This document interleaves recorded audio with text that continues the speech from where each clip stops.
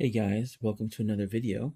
I want to talk about my favorite album, Appetite for Destruction by Guns N' Roses. This came out 39 years ago today. Today is July 21st, 2026. It came out July 21st, 1987. Now, when it first came out, I don't think I was aware of it for a while. I had a friend that used to record sometimes the Headbangers Ball from MTV. It was like a list of like a set of videos or heavy metal videos, and I think around October or so, he made me a copy, and it had the Welcome to the Jungle video on it.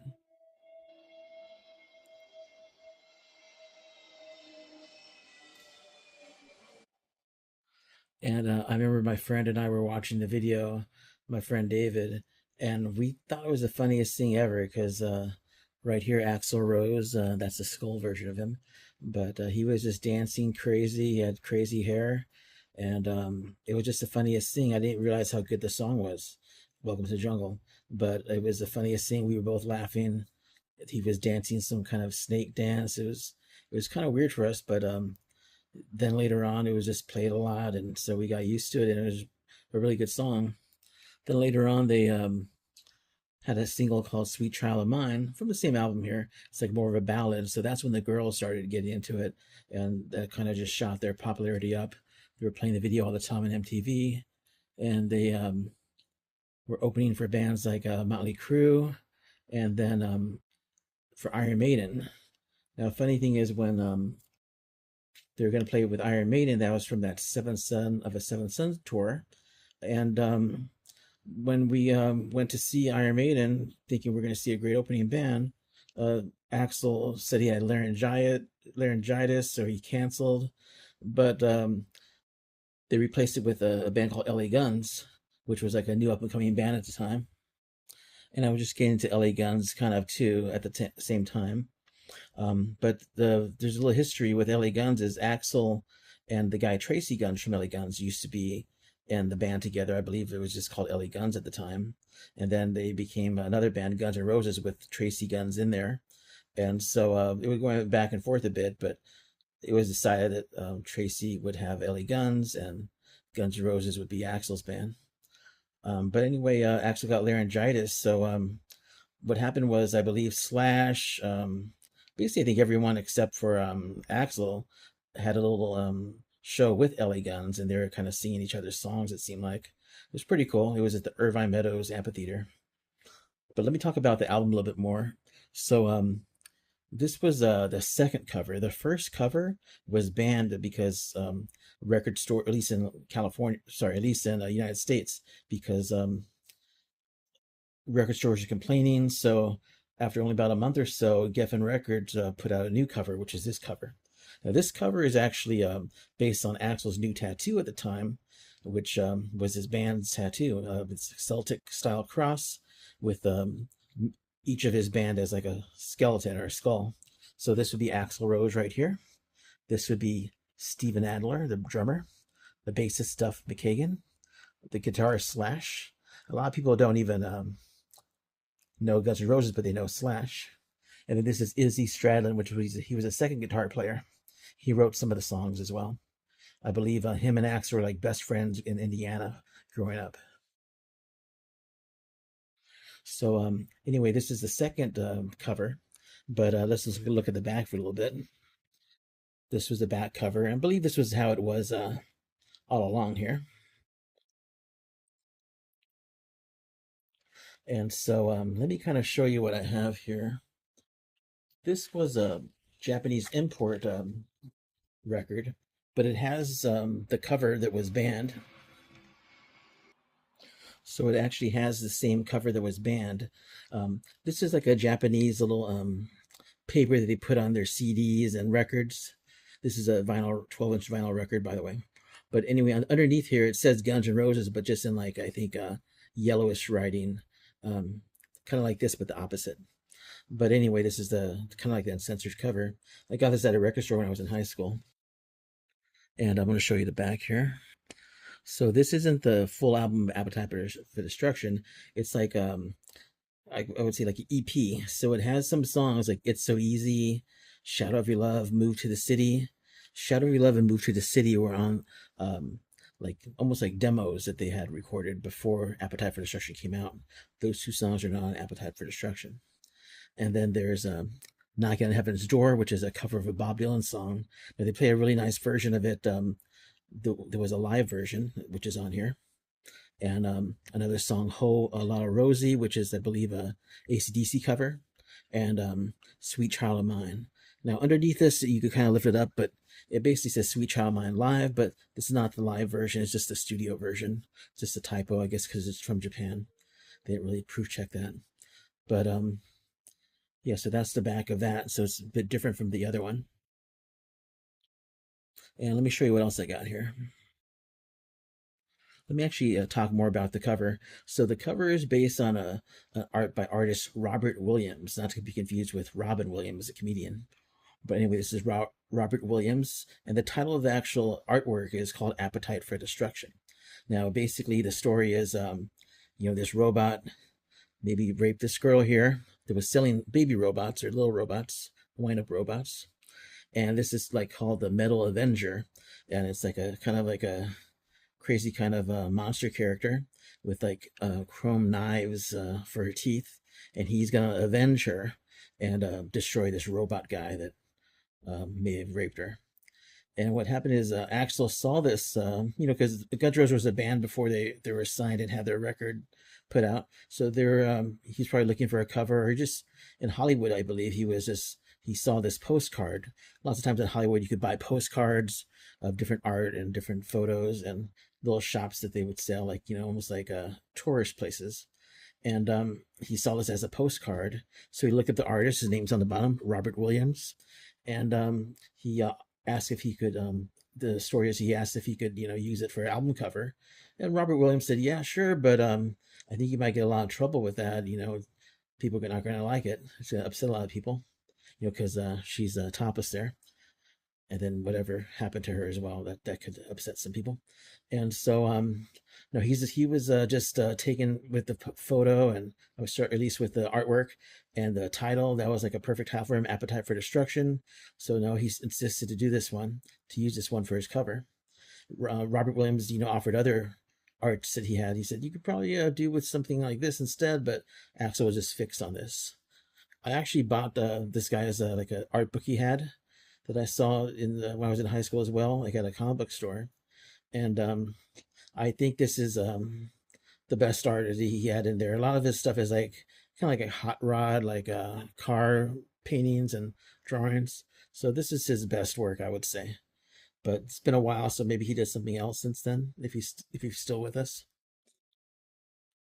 But anyway, this cover lasts, I believe, only about a month in the United States. Other countries, I believe, like the UK and maybe South America, they didn't pull or ban that cover. So this was like something you could get in other countries for a while, like even Japan, like I said. But over here we got this cover, of course, like I was showing you. I have a couple other things I want to show here.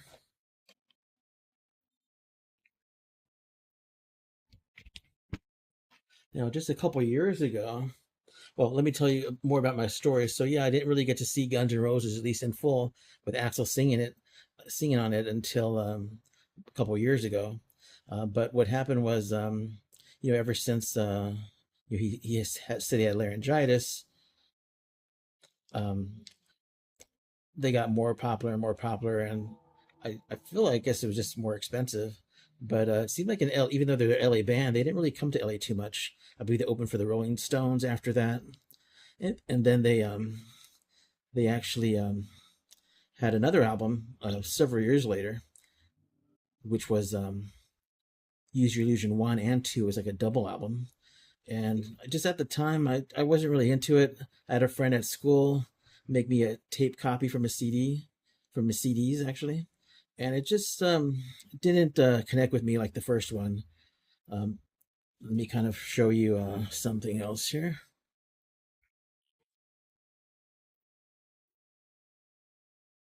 Yeah, so just going to go back to this. So this is the drummer, Steven Adler. Now he was my first name is Steve as well, so I had a kind of like connection to him. But I understand that just whatever reason, maybe he was on too much drugs. Basically, all of them were like drug addicts, but for some reason, maybe they got cleaned up, but he didn't, and so they kicked him out of the band when that Use Your Illusion 1 and 2 album came out. So I kind of maybe felt a little bit of connection with him, and just like, I don't know about these guys. The songs didn't really thrill me. They had a pretty good song though that was on the Terminator 2 soundtrack called "You Could Be Mine." But anyway, so like I felt like in a way I felt like kind of hurt because I share the same name with him. So I guess I kind of dropped out of being a real big fan of Guns N' Roses for a while for those couple albums. But later on, I still bought them on CD, like when they were a little bit cheaper. But yeah, so I never saw the concerts for those. But there was a whole history where Axl fired all his band.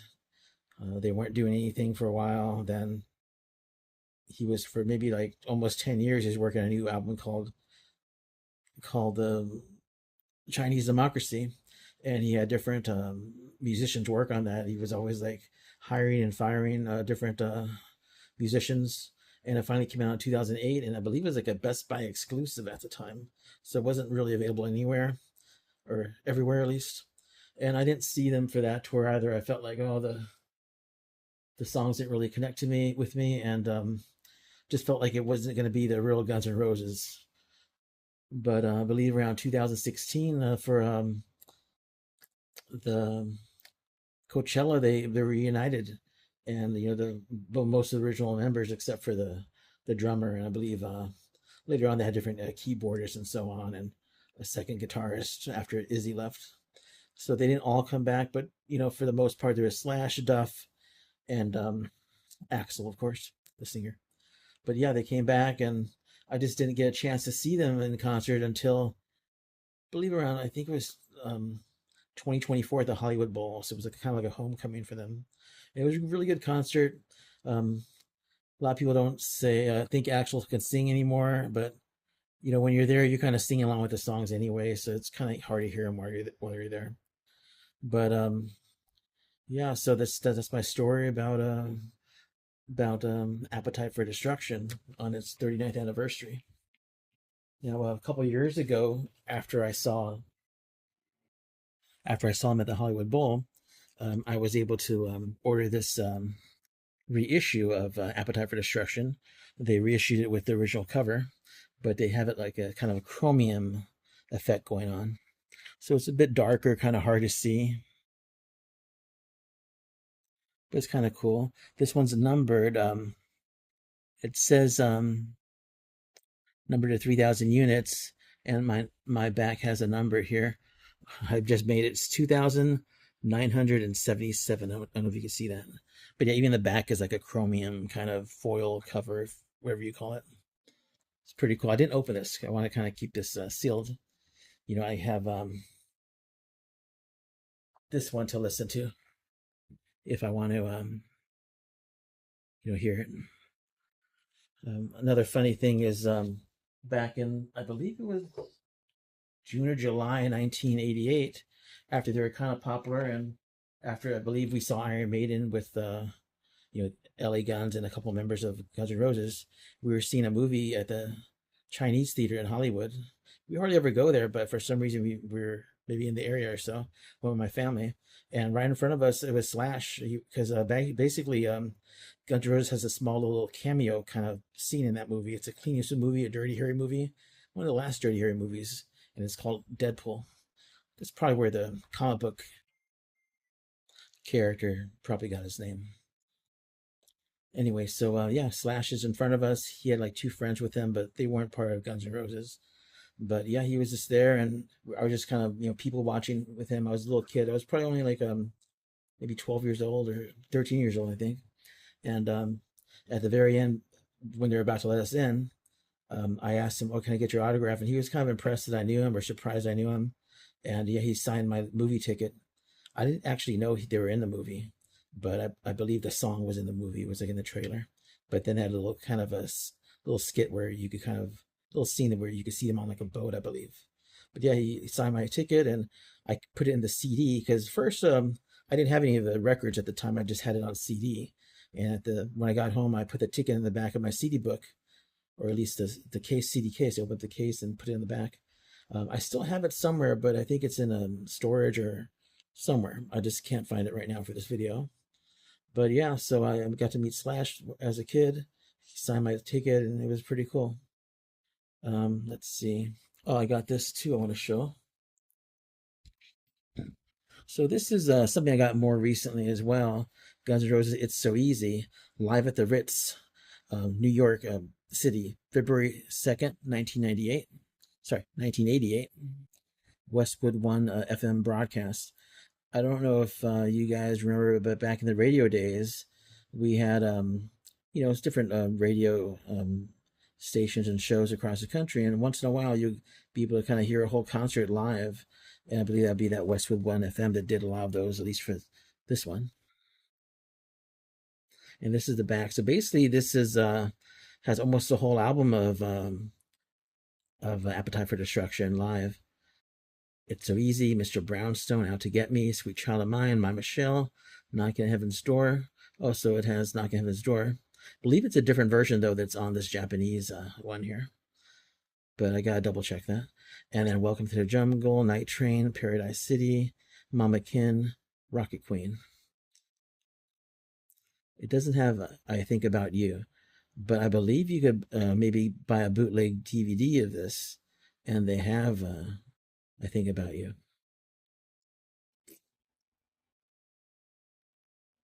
And I think it doesn't have "Anything Goes" as well. But yeah, so that's my Guns N' Roses story. If you can, they're still touring, and I believe they're coming back to like California pretty soon. So get a chance to see them. It's maybe your last time. You know, it's kind of funny. They've been together since 2016. Again, like reunited, and that's longer than they were together the first time. So it's pretty amazing they were able to get back together. Anyway, and the drummer I was telling you about, Steven Adler, he had actually his own band, which is just plays, I believe, covers of these songs, and he has different singers every so often. So he would be probably playing smaller shows. So check him out too. It's almost like basically the original band, because it's he's a drummer. But anyway, guys, thanks for watching, and we'll see you next time.